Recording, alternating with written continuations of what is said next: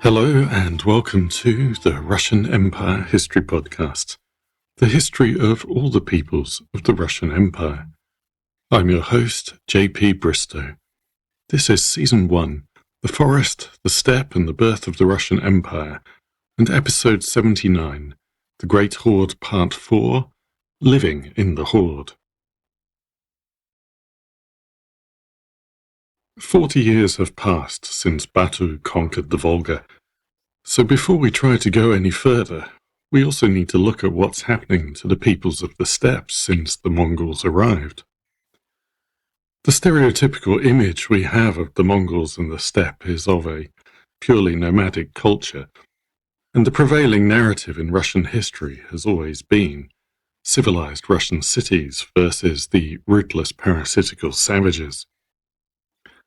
Long-time listeners will know the stereotypes have little basis, but it's still easy to underestimate just how wrong they are. Another common historical narrative of Russians and Ukrainians spreading south into the steppe, the wild fields, and building cities in virgin territory is equally wrong.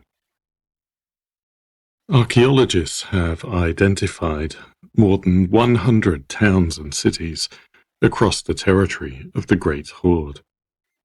Many of them lie within the boundaries of modern cities that were built on or next to the original settlements and given new names to erase the presence of the previous residents. Looking back to what we've already heard about the Bulgars, for example, who had already left their nomadic origins far behind to build major cities and an agriculture economy, when we talk about them being directly integrated into the Horde, we're not talking about the Horde throwing away that economic and cultural potential and forcing them all back into tents. No, the Mongols themselves, along with some of the Kipchaks and others who were also still nomadic or partially nomadic, would indeed preserve that lifestyle, but they lived side by side with sedentary peoples and encouraged and supported the development of agriculture, industry, and artisanal production. Rather than impeding sedentary life in the steppes, the Horde boosted it. As we've already touched on when talking about the Rus, the Mongols wanted their subjects to make them wealthy, and that meant that their subjects needed to be productive. The Bulgars, Finno-Ugrians, and other smaller peoples who were directly incorporated into the Great Horde were not forced to give up their previous lifestyle and live like the Mongols, to abandon their cities and move into tents. The craftspeople, artists, and administrators that the Mongols brought from elsewhere in the Mongol Empire were likewise not expected to become nomads. Instead, regions already known for grain production or fruit orchards continued their agricultural development. People known for producing fish, fish glue, and isinglass carried on fishing and working the new fish farms the Mongols introduced. Honey and beeswax producing regions continued to harvest their hives. The Great Horde as a whole was never nomadic. It always had a mixed population with a very large sedentary component. Cities that existed before the conquest enjoyed the economic benefits of the Pax Mongolica, and the Horde built new cities across its territory to support trade, house its artisans, and to provide support to the military hordes that did preserve the nomadic lifestyle.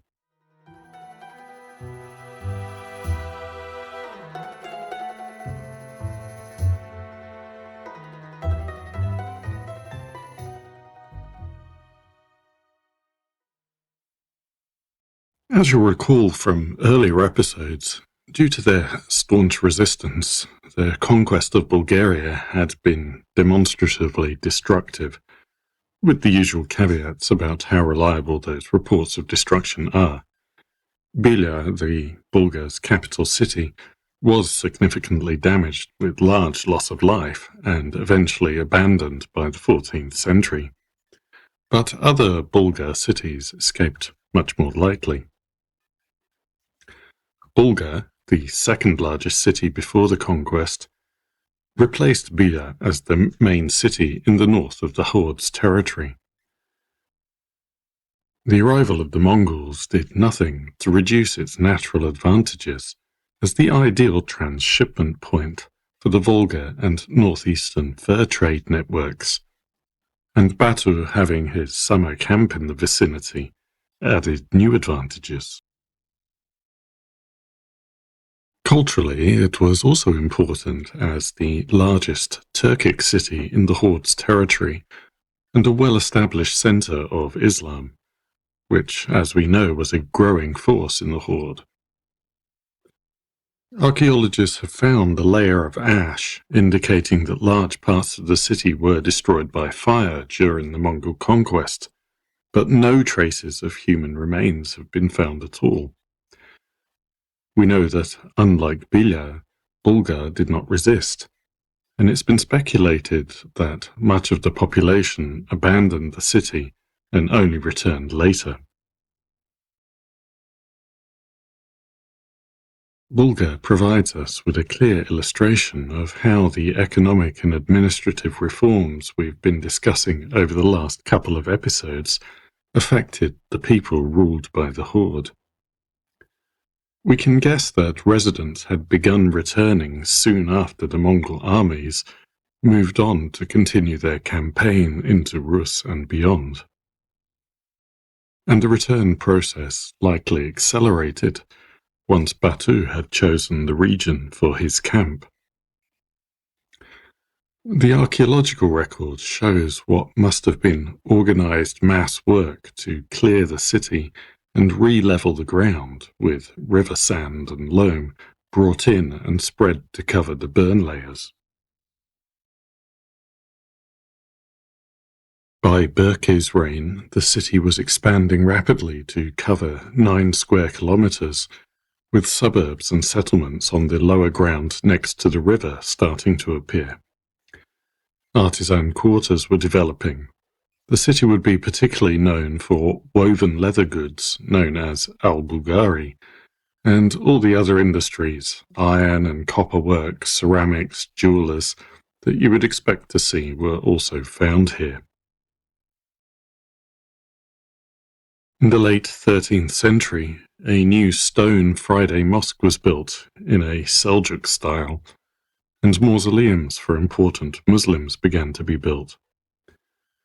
More stone buildings began to appear, which are usually treated as being used by tax and customs officials or for some other similar administrative purposes. By the early 14th century, the recently rebuilt city was already being rapidly renovated. Houses were acquiring brick hypocaust systems and suspended floors.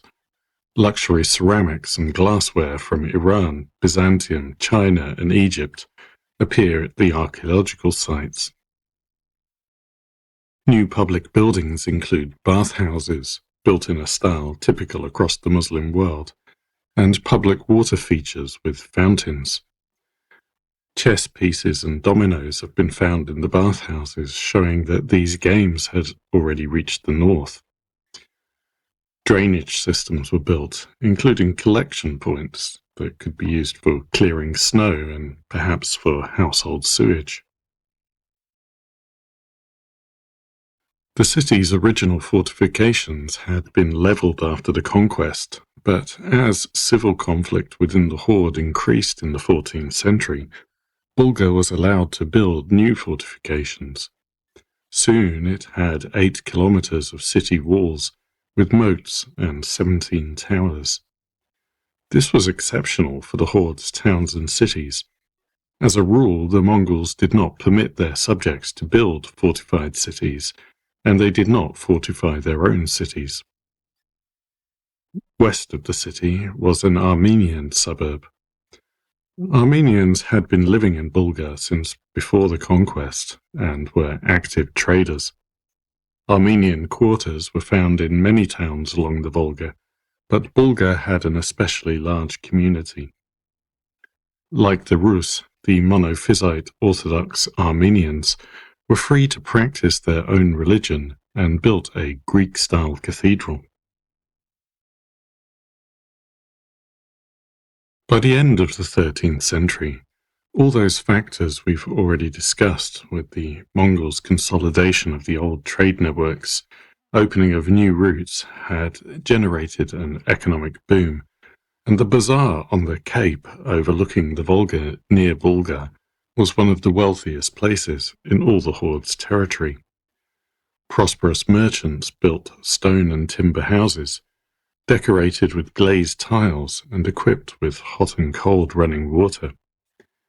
They traded their own iron, bronze, and copper items, ceramics and leather, furs and amber from the north, glass and Caledon vases from China, and luxury goods from the Middle East. Bulgar had a thriving mint, but being at the center of the Horde's trade, coins from the Crimean and Khwarezmian mints are also commonly found there. The bazaar and its surrounds also contain the Jewish and Rus quarters, and representatives of other international trade partners. As the economic boom continued in the 14th century, some of the city's earlier suburbs had to be cleared to allow the bazaar and merchants' quarters to expand.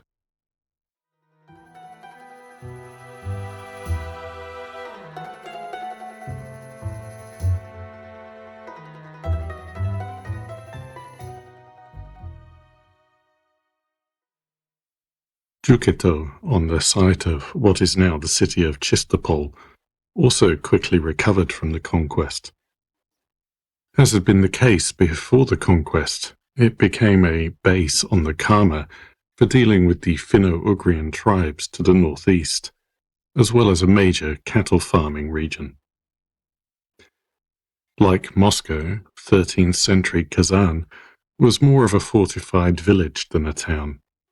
It had been founded as a border outpost, but the old border no longer existed. The Mongols maintained the old fortress, but it will take another century or so before the fragmentation of the Horde causes Bulgar to go into decline and Kazan starts its rise to prominence. Around the end of the 13th century, what Russian chronicles call the Naruchad Horde was formed in the territory that is now Penza Oblast and the Republic of Mordovia. If you recall, this area, populated by Finno-Ugrian peoples, had been contested by Bulgaria and Susdalia, with Bulgaria coming out ahead. The Mongols had the same interest as the Rus and Bulgars had had. The region was a major source of honey and wax, as well as having good arable farmland and upland hunting. Once again we see Naruchad, lying on the border between the two modern-day regions, being damaged and depopulated, most likely due to the locals fleeing, but then rapidly recovering under Mongol rule. The city had a mainly Bulgar population, although the surrounding regions were inhabited by Mordvins. Here we also find stone and brick public buildings, mosques, bathhouses, and caravanserais. More unusually, there's also a regular street plan, as if the town was purposefully laid out, fired clay sewers and piped water.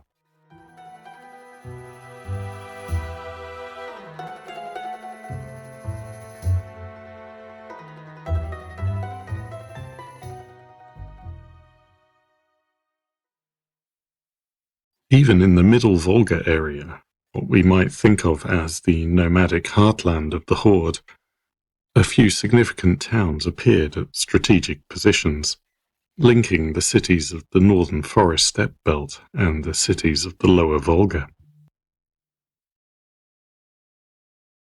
Ukek, stood in what is now the southern part of the city of Saratov. This was another city with a mint that developed mainly to serve the Horde's trade routes. Linking the North and South Volga, it had a central city of over 8 square kilometers, and archaeologists believe that the seasonal population could have reached hundreds of thousands. The city and its sedentary residents lived on the right bank of the Volga, while the Khans of the Horde would bring their camps to the left bank opposite. Along with the mosques and Orthodox churches we would expect to find, there was at least one Catholic church, which was used as a base by the Franciscan monks travelling in the east. Marco Polo's father and uncle visited, but only in 1262 before the city really hit its stride. Al-Umari, an Egyptian geographer, visited in the 1330s and described it as, quote, a city of medium size with beautiful architecture, abundant wealth, and harsh frosts, unquote. Alongside a strong Central Asian presence and the usual Rus and Armenian merchants, burials in the city show that Kipchaks were probably the dominant group living there. Ukek boomed during the Horde's peak for a century from the 1270s, before falling into decline during the civil wars, with Tamerlane delivering the final blow. The city's ruins are the richest source of Horde silver coins that have yet been discovered. The most important cities of the Horde lay in the south. Besides the capital Sarai, these include Haji Tarkhan, near present-day Astrakhan, Beljamin, Gulistan, and Sarayjuk, all reduced to mere villages today. Around them were numerous smaller towns and settlements stretching along the lower Volga, Don, and Ural rivers, forming a large, well-populated and productive agricultural region. This was the non-nomadic heartland of the Horde, the political and economic centre of its empire.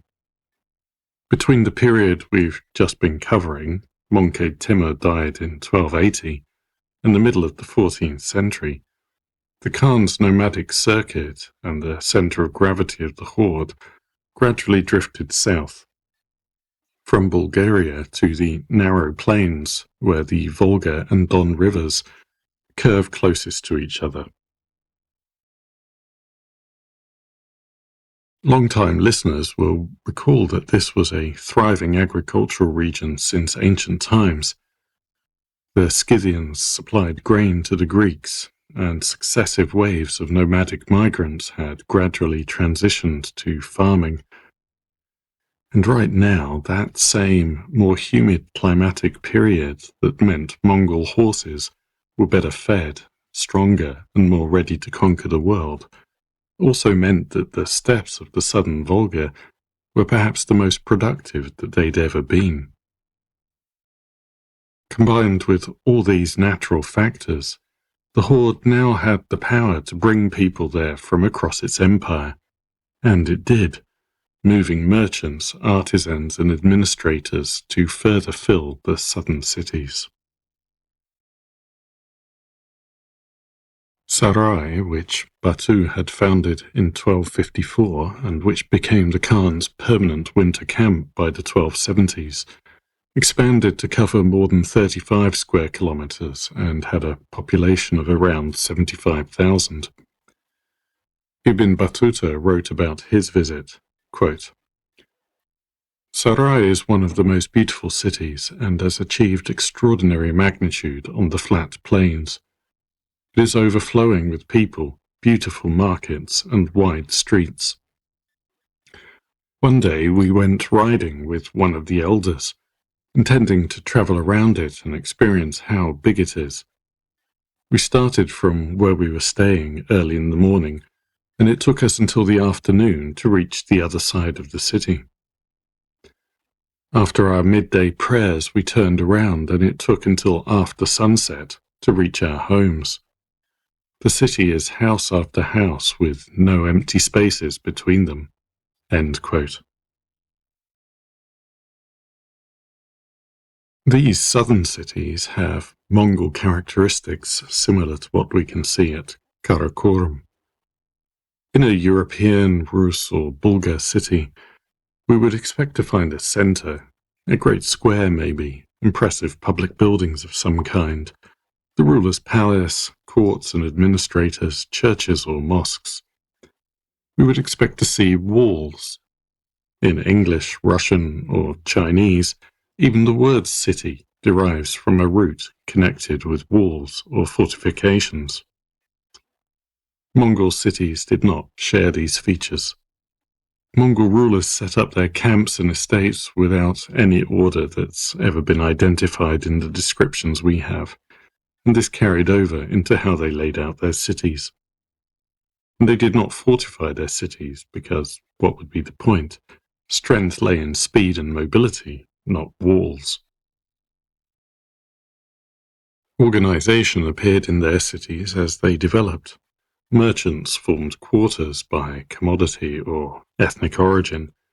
Artisans with similar products clustered together. Large public spaces only began to appear after the horde became Muslim, following influences from the Middle East, especially Seljuk architecture.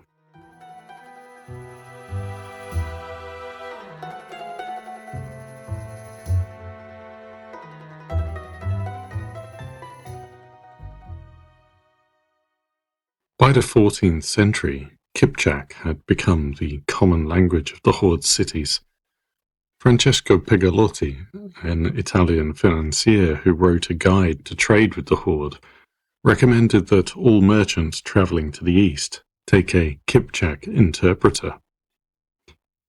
In the early 14th century, Italian merchants living in their horde colonies compiled the Codex Cumanicus, providing terms written in Latin, Persian, and Kipchak, using Roman letters, practical advice on learning the language, and helpful information for teaching the Tatars about Christianity.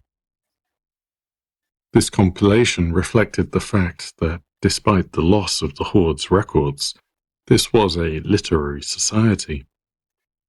The literary language was based on the common Kipchak dialect, influenced by Bulgar and Mongol. Records and diplomatic documents were written in Mongolian in the 13th century, but by the 14th they were being written or duplicated in Kipchak. Old Tatar literature, now also lost, had, like other Turkic literatures, a strong Persian influence. We still know titles and authors from references to them in Muslim works. As you would expect, conversion to Islam led to widespread study of Arabic and Persian. The Arabic script gradually became the prevailing method of writing. Books may be lost, but what does survive is hardened media, things like ceramics and metalwork with writing on it. There are riddles and blessings, Persian poetry in Kipchak translation and in Persian, dedications and other inscriptions, which are still capable of giving an idea of their makers' sophistication and knowledge of wider culture. The Lower Volga saw fairly intensive and successful missionary work by Khwarezmians, but remained generally multi-confessional until the time of Uzbek. Graveyards show Islamic burials becoming dominant around the middle of the 14th century. Tatar historians in particular argue for the common culture of the horde emerging out of this multi-confessional, multi-ethnic, multilingual population as Islam became the dominant religion and the Kipchak-derived common Turkic Koine became the dominant language. This common culture first appeared in the cities of the Lower Volga. The horde also built cities in the North Caucasus, The largest was Majar, at the confluence of the Kuma and Buivel rivers. The site is now occupied by the city of Budyonovsk in Stavropol Krai. The remains of these towns and cities show similar characteristics to those elsewhere. Houses with underfloor heating, mosques and churches, metalworks and ceramics workshops.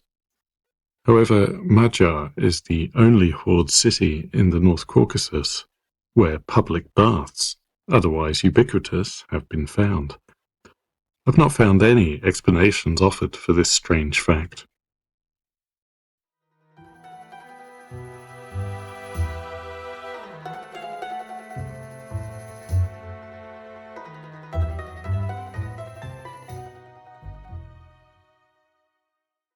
You may be surprised to hear about all these cities of the Horde. It has to be acknowledged that they're not especially visible today, not in the way that some ancient cities are.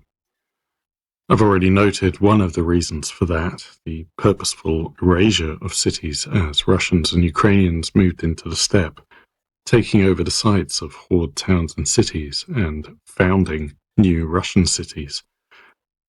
The other main reason is linked to the characteristics we've discussed. With few exceptions, these cities were not built to be defensible, and there's plenty of warfare ahead of us. Wars between competing factions as the Horde fragments, wars with other Mongol successors invading from Central Asia, wars with the emerging Russians. Many towns and cities were destroyed in these wars. There are several dozen archaeological sites under investigation where we do not even know the name of the place that is being excavated. However, I hope that this short series has blown away the stereotypes of ruthless parasitical steppe savages and shown that the Mongols were economically, administratively, and politically sophisticated. Rather than simply preying on the peoples they conquered, they aimed to make their empire more productive and generate wealth. They corresponded with the Pope and the kings of Europe, and entered into alliances with the Byzantines and the Mamluks. They had cities as large, if not larger, than any in Europe, and they took an interest in what was happening in the world. Join me next episode as we return to Susdalia to see out the end of the 13th century and the death throes of the lateral succession system as it brings the knyazes to their nadir, and the death of Monkey Timur triggers a struggle for dominance in the Great Horde. Thank you for listening, and until next time, goodbye.